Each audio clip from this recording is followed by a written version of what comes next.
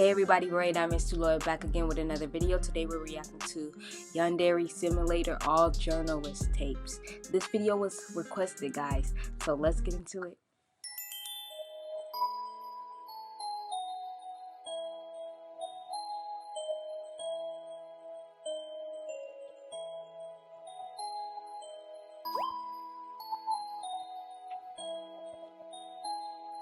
Oh, that's the tape location.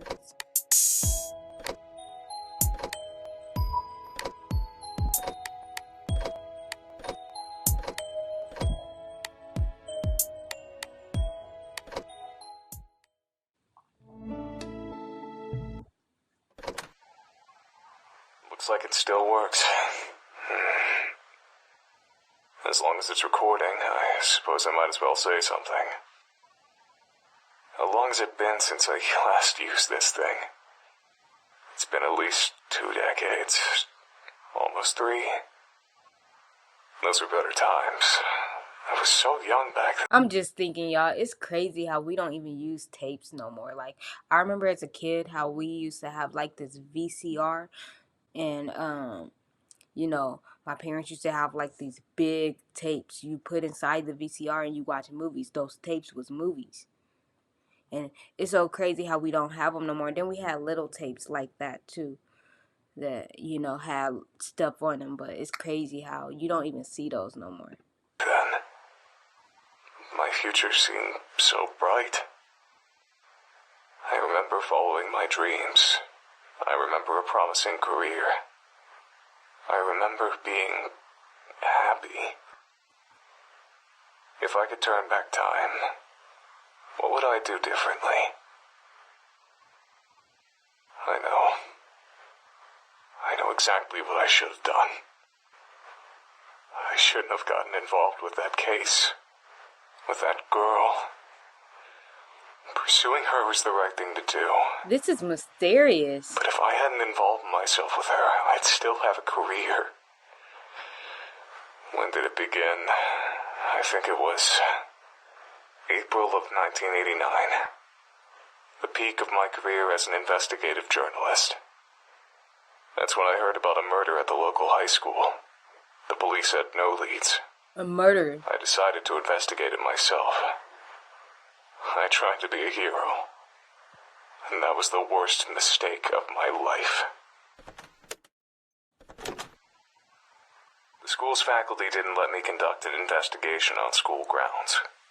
They were highly concerned with maintaining their prestigious reputation. They didn't want... Wait, so every tape records a minute of him talking, so he have to change the tape for every minute? Any police or journalists snooping around and ruining the school's image any more than the murder already had. Or maybe they just had something to hide and didn't want the authorities to find out. To this day, I still don't know how the school managed to convince the police that any crime that takes place on school grounds can only be investigated for 6 hours maximum. I heard a rumor that the school's headmaster bribes the police department to expedite their investigations as much as possible. There were a lot of unsavory rumors about the school's headmaster, but none of them proven to be true. Because I couldn't work around the school, I used to gather information by interviewing students outside of the school gate when they entered or left the school. It was at this point in time that I noticed a peculiar girl who was quite obviously stalking one of her seniors. I decided to keep my eye on her, and before long, I began to observe some disturbing behavior from her. From the school gate, I witnessed the girl do more than just stalk an upperclassman. She stalked any girl who spoke to him. Dang. Through student interviews, I kept tabs on what happened to those girls. And the last one I reacted to of the Yandere Simulator, y'all, was it that girl that was obsessed with that one boy, and she would kill anybody that would talk to him or get in her way of her trying to do whatever she wanted to do, you know, crazy.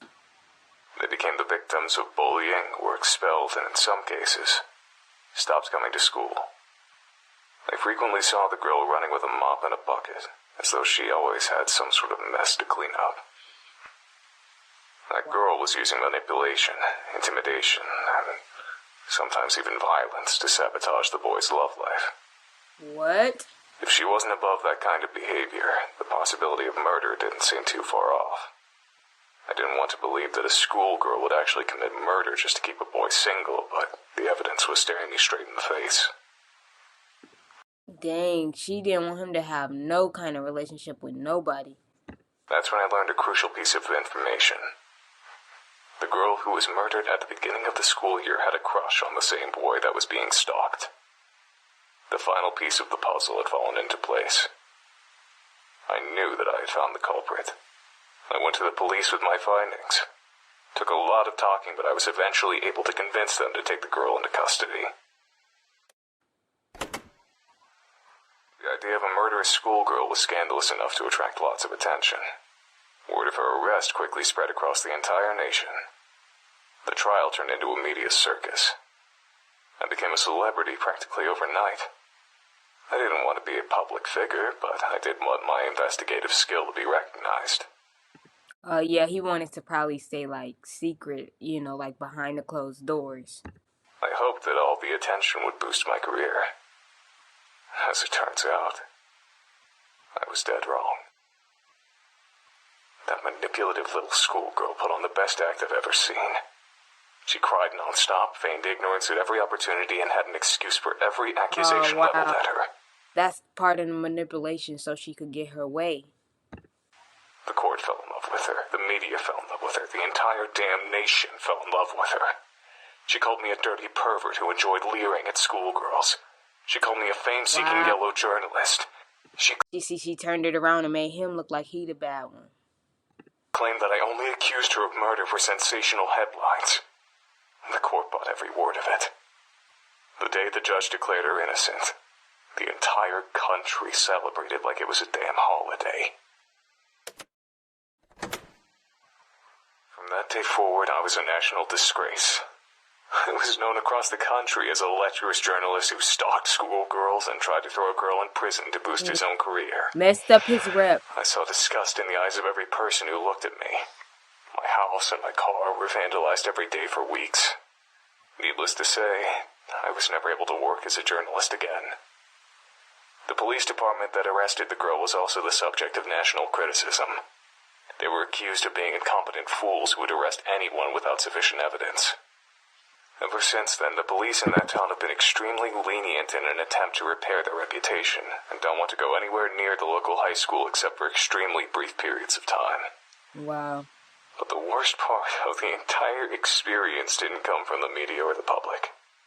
Immediately after the trial, I tried to escape the press by hiding in an alley behind the courthouse. Only one person found me there. It wasn't a journalist or a reporter. Don't tell me it was the girl. Oh, no. Girl that had just been declared innocent. What? I'll never forget her face that day. She was smiling, but her eyes were blank, empty, soulless, like a doll's eyes. She looked like she didn't have a single ounce of humanity in her entire body. With that smiling face, she said to me, "It would be very easy to make your death look like a suicide. Don't ever cross me again." What? She turned around and left without another word. My life was a living hell for about a year, while the trial was still fresh in people's minds. Eventually, the hatred subsided, but it never truly died. There was always someone who recognized me, no matter how much I tried to change my appearance. Dang. Finding employment was nearly impossible. I drifted between part-time jobs and spent my free time drinking to ease the pain of becoming the national punching bag. Dang, she made his reputation horrible, man. It was around this point in time that I met my future wife. I still don't understand what she saw in me. I was an absolute wreck, not to mention the laughingstock of the entire country. But as soon as we met, she wanted to spend every waking moment with me. She wouldn't let me out of her sight and got possessive if another woman so much as looked at me. I quickly came to depend on her for everything. It wasn't long before I couldn't live without her. I certainly wasn't in any state to take care of myself. I was like an adult-sized baby, helpless and vulnerable. Who knows? Maybe that's what she was attracted to. Maybe she just wanted to experience the sensation of owning a person. Maybe she wanted to keep a human pet. A human Maybe pet. all she wanted was someone who she could emotionally depend on. Even after all these years, I don't understand why anyone would waste their time with a man like me. But none of that mattered. Despite all my flaws, she accepted me. And that's all I needed. We got married about 6.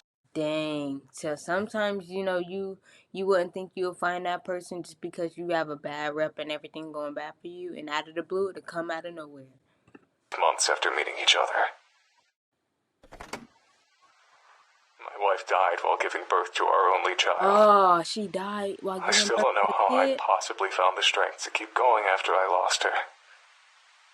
I was completely dependent on her for absolutely everything. Wow. I could barely... See, that is why you can't depend on anybody, though. Not even the person you marry, the one you in love with. You can't do it, because if you sitting over here depending on that person and you're not really trying to learn stuff for yourself, what is you gonna do when they gone? Really take care of myself, much less a baby. Somehow, I managed to make it through those years. But even after all this time, I'm still a deadbeat drunk who can't hold down a job. Wow. It was very difficult to love my own infant daughter, knowing that my wife was dead because of her. I'm pretty sure I was a horrible father. She practically had to raise herself. And I never tried to spend much time with her or learn about her interests. Even now, I don't think I know very much about her. I don't even know what kind of person she's turned into. Wow. I don't even know what her everyday life is like.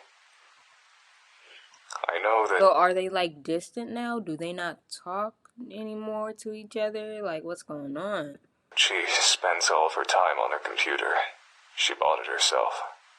She seems to have a lot of money for someone her age. I'm afraid to ask where it comes from. Sometimes she comes home with blood on her clothing. Their communication skills probably isn't there. And he said she comes home with blood on her clothes. Like, either she gets beat up or she doing something, she killing somebody. I don't know. I'm just guessing, though.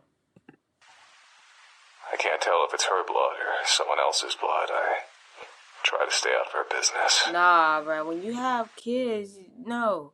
You better be asking questions. What you mean? I try to stay out of her business. It's partially out of respect for her privacy. Nah. But it's mostly out of fear. I've never told anyone about any of this. Never saw a shrink, never had any friends to confide in. I thought that it would be therapeutic to record my feelings, even if I'm only talking to an obsolete machine. But this hasn't calmed me down at all. Was itching. The only thing to come out of this experience is that all of the anger and hate I've kept buried for the past 2 decades has risen back to the surface. I don't think I can go back to the way things were before. I don't think I can go back to wasting my time with crappy part-time jobs, drinking, and sitting on a couch feeling miserable. He getting fed up. I don't want this to be my life. But I can't let myself die just yet either. Not until I see justice served. That girl from 1989. She's a grown woman by now, but she's never been punished for the sins of her youth. I can't go on living. Is he gonna go look for her? That's what I want to know. In a world where a monster like her walks around in public. I'm the only one who knows the truth about her, so I'm the only one who can bring her to justice. I still know how to track a person down.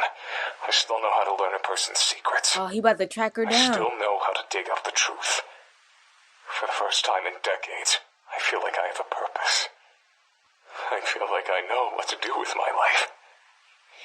I'm going to deliver justice to that murderer I'm going to die trying. This old antique was good for something after all.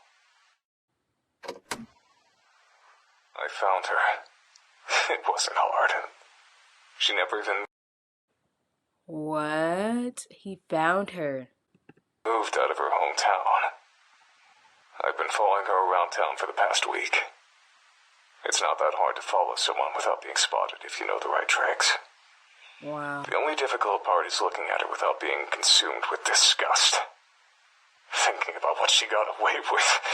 Thinking about what she's responsible for. It almost makes me go blind with rage. This whole week, I felt like something was wrong. Yesterday, I realized what it was. I'm surprised it took me so long to figure it out. She suddenly changed directions while walking, or linger in one place for seemingly no reason. I recognized that behavior. It's my own behavior. I know what she's doing. She's stalking someone. Who she stalking? She can't still be stalking that same boy. It didn't take me long to figure out who her prey was. A young woman just out of high school. I don't know what she's done wrong, but she's clearly marked for death. She'll be dead within a week if I don't do something. Wow. I want to warn her that a killer is stalking her, but I can't repeat the mistakes of the past. In order to convict this monster and send her to prison, I need firm evidence that she's a murderer. If I save this young woman's How he gonna find some evidence to put on her? life, I won't have any evidence. I have to let her die. And I have to be there when it happens, filming her murder. It's the only way to get the evidence I need. Oh, the wow. only way So to he gotta make be sure there when the that girl justice is dies. served. But is this really justice? Letting a woman die? If I don't get this monster arrested, then there will only be more victims in the future. So letting her commit murder one last time is the right thing to do. Isn't it? I'm a fool. I'm a goddamn fool. What happened? I got sloppy. She caught me. I followed her into No, I wonder if she recognized him too. an alley, lost her in the shadows. Then I heard her voice from behind me. Long time no see, Mr. Journalist. I turned around and saw her just inches away from me. She was smiling. I recognized that smile. It was the exact same smile she wore when she threatened my life in 1989. Wow.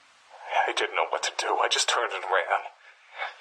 I've broken a truce that lasted almost 3 decades. She knows I was after her. There's no way she'll let me live. I'm doomed. I can't go to the police. I'll sound like a babbling lunatic without evidence, and right now I don't have any. Even if they do listen to me and investigate her, they won't find anything. My only option is to leave town. No. Oh, no, it's worse than that. I have to leave Japan altogether. Oh, he gotta leave Japan. I searched for you, but I couldn't find you. I can't wait for you to come home. I have to leave immediately. I'm going to gather all of the recordings I've made so far and put them where I know you'll find them. That way, at least you'll know why your father disappeared.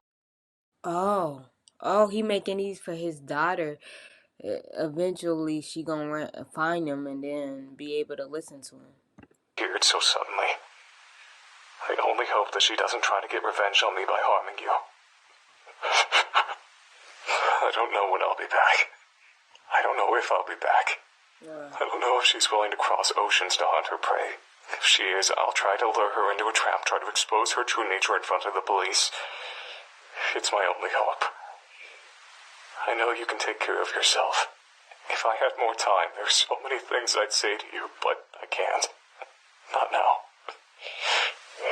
Stay safe. I love you. Oh. Hurt. Wow. That was a pretty good mystery story. Very interesting. Thank you guys for watching. Stay tuned. I'll be back with more videos, and I'm out.